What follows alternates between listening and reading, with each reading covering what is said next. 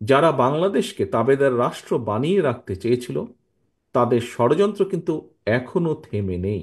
তিনি একদলীয় অভিশপ্ত বাকশালের অন্ধকারচ্ছন্ন বাংলাদেশে জ্বালিয়েছিলেন গণতন্ত্রের আলো। বিসমিল্লাহির রহমানির রহিম। বাংলাদেশ জাতীয়তাবাদী দল বিএনপির বর্ধিত সভায় উপস্থিত বিএনপির জাতীয় স্থায়ী কমিটির সম্মানিত সদস্যবৃন্দ, উপস্থিত প্রতিনিধিবৃন্দ, সারা দেশ থেকে আগত বিএনপির ডেলিগেটবৃন্দ এবং সারা দেশে বিএনপির লক্ষ কোটি কর্মী, সমর্থক, শুভার্থী, শুভাকাঙ্ক্ষীবৃন্দ, আসসালামু আলাইকুম। বাংলাদেশের গণতান্ত্রিকামী জনগণের আশা আকাঙ্ক্ষার প্রতীক বাংলাদেশ জাতীয়তাবাদী দল, প্রিয় সহকর্মীবৃন্দ, দেশনেত্রীর শারীরিক সুস্থতার জন্য আমরা আল্লাহর দরবারে দোয়া কামনা করছি। এই মানুষটির সম্মোহনী ব্যক্তিত্ব আর সুদক্ষ নেতৃত্বে বিএনপিকে পৌঁছে দিয়েছিল সারা দেশের প্রতিটি গ্রামে, প্রতিটি ঘরে। আজকের এই বর্ধিত সভার শুরুতেই আমি বিএনপির প্রতিষ্ঠাতা, স্বাধীনতার ঘোষক, শহীদ রাষ্ট্রপতি জিয়াউর রহমানকে শ্রদ্ধার সাথে স্মরণ করতে চাই। তিনি একদলীয় অভিশপ্ত বাকশালের অন্ধকারচ্ছন্ন বাংলাদেশে জ্বালিয়েছিলেন গণতন্ত্রের আলো। মরহুম শেখ মুজিবুর রহমানের নিষিদ্ধ করা সকল রাজনৈতিক দলগুলোকে বাংলাদেশে রাজনীতি করার সুযোগ করে দিয়েছিলেন শহীদ জিয়া। জনগণের ভালোবাসায় ধন্য বিএনপির হাতে গণতন্ত্রের ঝান্ডা তুলে দিয়েছিলেন। প্রিয় সহকর্মীবৃন্দ, বিএনপির জন্ম থেকে আজ পর্যন্ত গণতন্ত্র প্রতিষ্ঠা এবং স্বৈরাচার বিরোধী ধারাবাহিক আন্দোলনে যারা শহীদ হয়েছেন, আহত হয়েছেন, স্বজন হারিয়েছেন, যেসব পরিবার নিদারুণ দুঃখ কষ্টের মুখোমুখি হয়েছেন, যাদের ঘাম, শ্রম, মেধায় বিএনপি আজ আপামর জনগণের কাছে দেশের সবচেয়ে বিশ্বস্ত রাজনৈতিক প্রতিষ্ঠানে পরিণত হয়েছে, আজকের এই বর্ধিত সভার শুরুতেই আমি তাদের প্রত্যেকের অবদানকে কৃতজ্ঞতার সঙ্গে স্মরণ করতে চাই। প্রিয় সহকর্মীবৃন্দ, সর্বোপরি 1971 সালের মহান মুক্তিযুদ্ধের লাখো শহীদ, দেশে গণতন্ত্র ও মানবাধিকার প্রতিষ্ঠার দীর্ঘ ধারাবাহিক সংগ্রামে যারা শহীদ হয়েছেন, 2024 সালের জুলাই আগস্টে তাবেদার অপশক্তির বিরুদ্ধে দলমত নির্বিশেষে স্বাধীনতা রক্ষার যুদ্ধের সাহসী বীর আবু সাইদ, ওয়াসিম, মুগ্ধ, রিয়া গোপ, আব্দুল আহাদ সহ বিএনপির 5 শতাধিকরও হাজারো শহীদ এবং আহত মুক্তিযোদ্ধাদের গভীর শ্রদ্ধার সঙ্গে স্মরণ করতে চাই। প্রিয় নেতৃবৃন্দ, হাজারো শহীদের আত্মত্যাগের মধ্য দিয়ে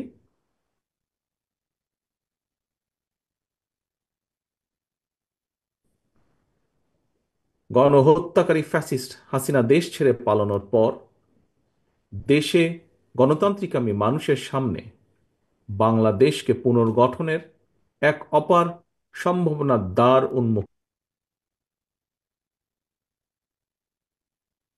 উৎসাত করার জন্য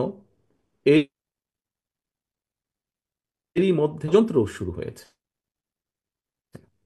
সুকৌশলে সুকৌশলে রক্ত পিচ্ছিল রাজপথে গড়ে ওঠা জাতীয় ঐক্য এবং জাতীয় নির্বাচনের পরিবেশ বিনষ্টের অপচেষ্টা চলছে। জাতীয় ঐক্য এবং জাতীয় নির্বাচনের পরিবেশ বিনষ্টের চক্রান্তের বিরুদ্ধে আমি আজ দেশের কৃষক, শ্রমিক জনতা, আলেম ওলেমা, পীর মাশায়েখ তথা সকল শ্রেণী পেশার মানুষকে, আপনারা আজ এখানে যারা উপস্থিত হয়েছেন, আপনাদের প্রত্যেকের মাধ্যমে তাদেরকে সতর্ক থাকার আহ্বান এবং অনুরোধ জানাই। যারা বাংলাদেশকে তাবেদার রাষ্ট্র বানিয়ে রাখতে চেয়েছিল, তাদের ষড়যন্ত্র কিন্তু এখনো থেমে নেই।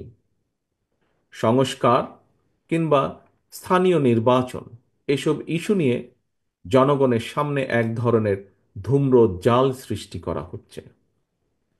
রাষ্ট্র এবং রাজনীতিতে সংস্কার একটি ধারাবাহিক প্রক্রিয়া। বিএনপির কাছে সংস্কারের ধারণা নতুন কিছু নয়। সরকারে কিংবা বিরোধী দলে বিএনপি যখন যে অবস্থানেই দায়িত্ব পালন করেছে, জনগণের আকাঙ্ক্ষাকে ধারণ করে সময়ের পরিপ্রেক্ষিতে সব সময় রাষ্ট্র, সরকার ও রাজনীতিতে প্রয়োজনীয় সংস্কার করেছে বিএনপি এবং করার চেষ্টা অব্যাহত রেখেছে। 1975 সালের 7ই নভেম্বরের পরে দেশে বহুদলীয় গণতন্ত্র প্রতিষ্ঠা, সংবিধানে পঞ্চম সংশোধনের মাধ্যমে মুক্তিযুদ্ধের আকাঙ্ক্ষার প্রতিফলন, 1991 সালে দেশে সংসদীয় সরকার প্রতিষ্ঠা, এই সবই ছিল রাষ্ট্র রাজনীতির ময়দানে যুগান্তকারী সংস্কার। এছাড়াও বিভিন্ন মেয়াদে রাষ্ট্র পরিচালনার দায়িত্বে থাকাকালে বিএনপি সরকার স্কুল কলেজে বিনা বেতনে মেয়েদের শিক্ষার সুযোগ সৃষ্টি, রাষ্ট্র ও সমাজে মুক্তিযোদ্ধাদের যথাযথ মূল্যায়ন নিশ্চিত করতে মুক্তিযুদ্ধ মন্ত্রণালয় প্রতিষ্ঠা, বিশ্বের তথ্য প্রযুক্তির সঙ্গে তাল মিলিয়ে বাংলাদেশকে প্রস্তুত রাখতে বিজ্ঞান এবং তথ্য প্রযুক্তি বিষয়ক মন্ত্রণালয় প্রতিষ্ঠা, প্রবাসী বাংলাদেশিদের কল্যাণ নিশ্চিত করতে প্রবাসী কল্যাণ ও বৈদেশিক কর্মসংস্থান মন্ত্রণালয় প্রতিষ্ঠা, এগুলোই ছিল সবগুলোই ছিল রাষ্ট্র ও সরকারে কয়েকটি গুরুত্বপূর্ণ সংস্কার। প্রিয় সহকর্মীবৃন্দ, এই ধরনের আরো বহু সংস্কারের উদাহরণ আমরা উপস্থাপন করতে পারব। তবে ষড়যন্ত্রের পথ ধরে পলাতক গণহত্যাকারী স্বৈরাচার রাষ্ট্র ক্ষমতা দখলের পর সংস্কারের সকল পথ বন্ধ করে দেয়।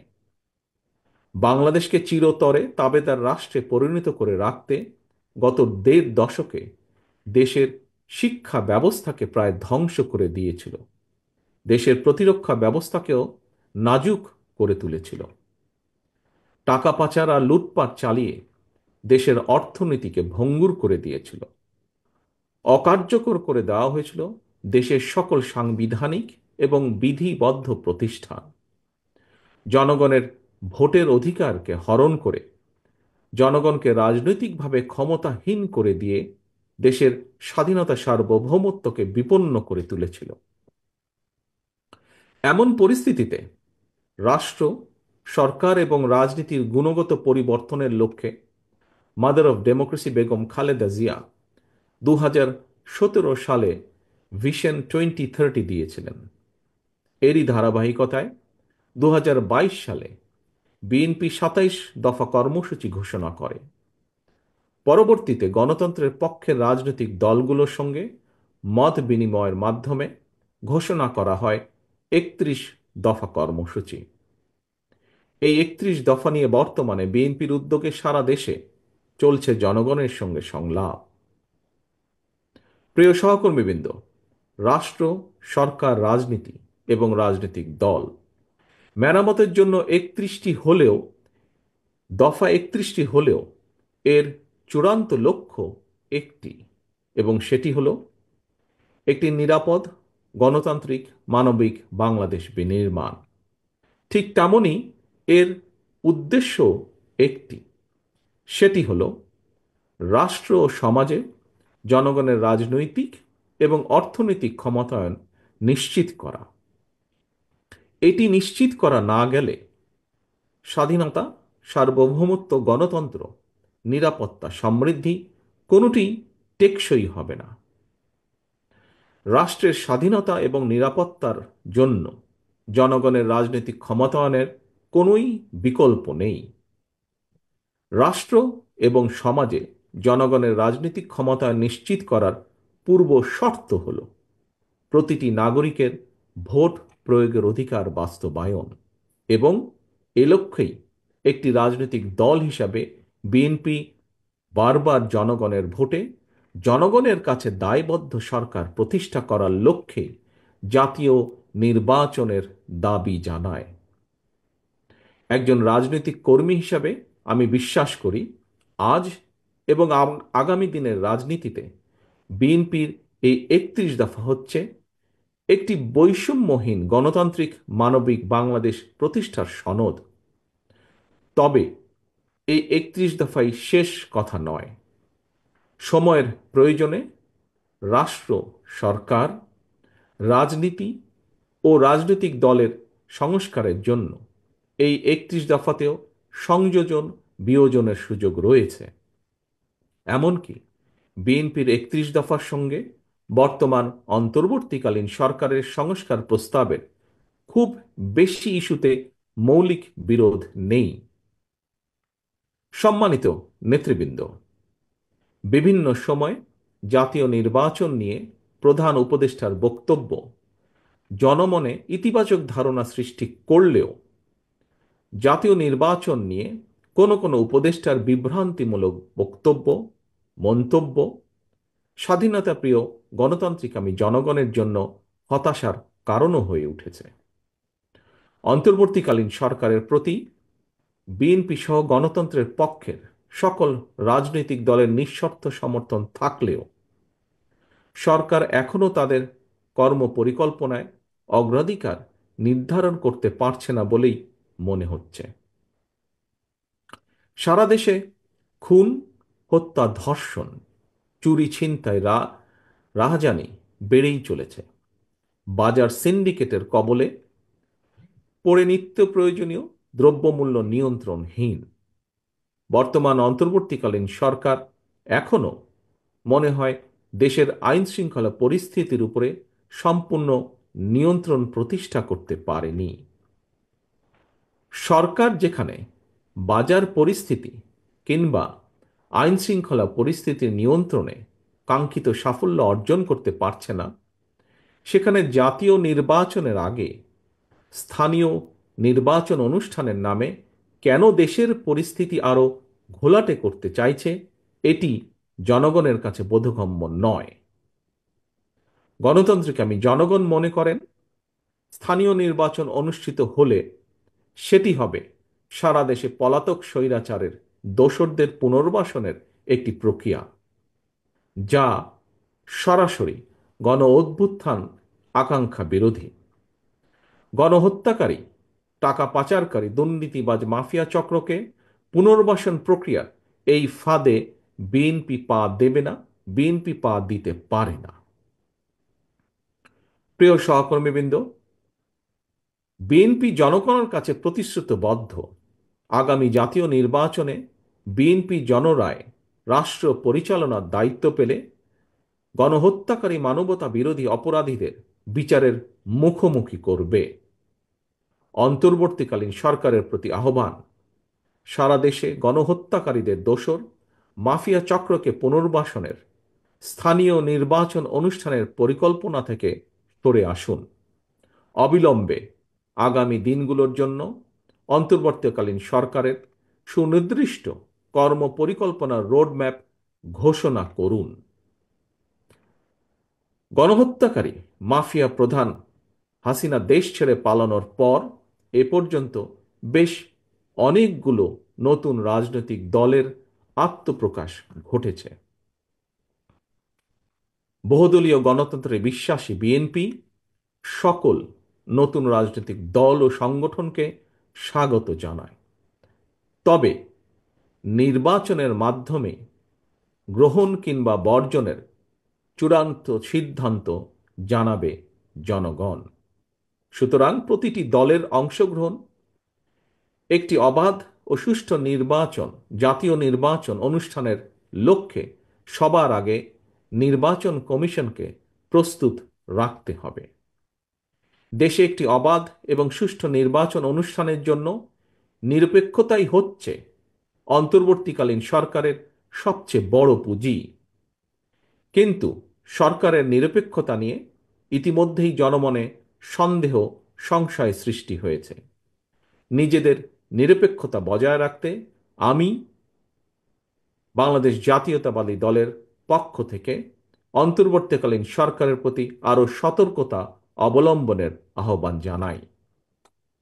প্রিয় নেতৃবৃন্দ, এবার আমি সারা দেশে বিএনপির নেতাকর্মী, বিশেষ করে এই বর্ধিত সভায় আপনারা যারা উপস্থিত হয়েছেন, উপস্থিত নেতৃবৃন্দের উদ্দেশ্যে কয়েকটি কথা বলতে চাই।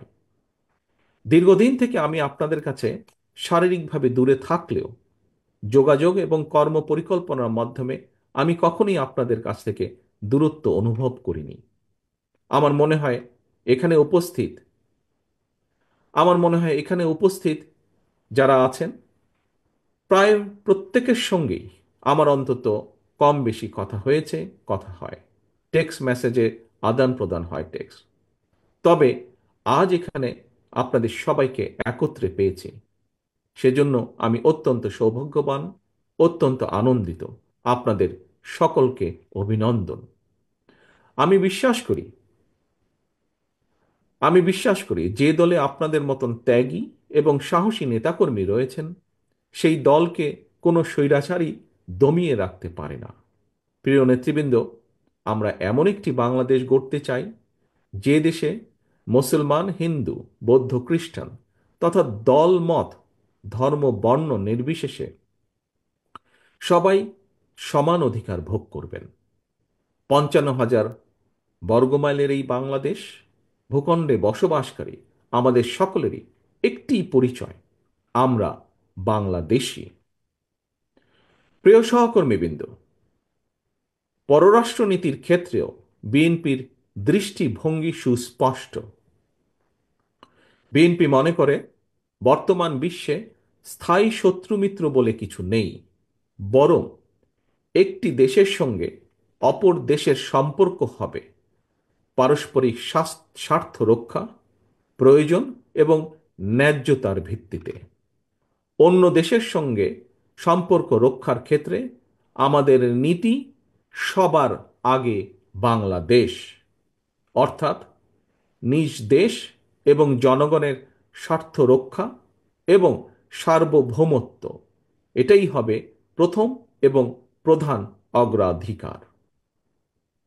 আশা করি বর্ধিত সভার এই আলোকেই আপনাদের বক্তব্য উপস্থাপিত হবে।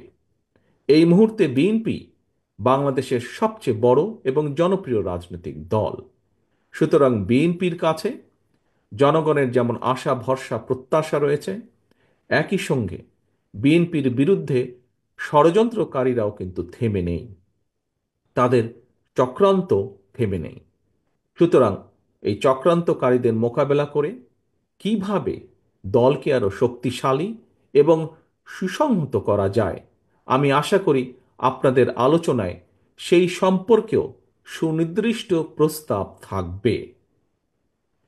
প্রিয় সহকর্মীবৃন্দ, সারা দেশে তৃণমূল পর্যায়ের কৃষক, শ্রমিক, দরিদ্র, মেহনতি, স্বল্প আয় কিংবা মধ্যবিত্ত, নিম্ন মধ্যবিত্ত, পাশাপাশি ছাত্রছাত্রী, তরুণ তরুণী তথা সকল শ্রেণীর পেশার মানুষের স্বার্থ রক্ষা এবং জীবন উন্নয়নে আপনাদের নিজ নিজ এলাকা ভিত্তিক কী ধরনের পদক্ষেপ নেওয়া যায়, আশা করি আপনাদের বক্তব্যে সেই বিষয়গুলো উঠে আসবে।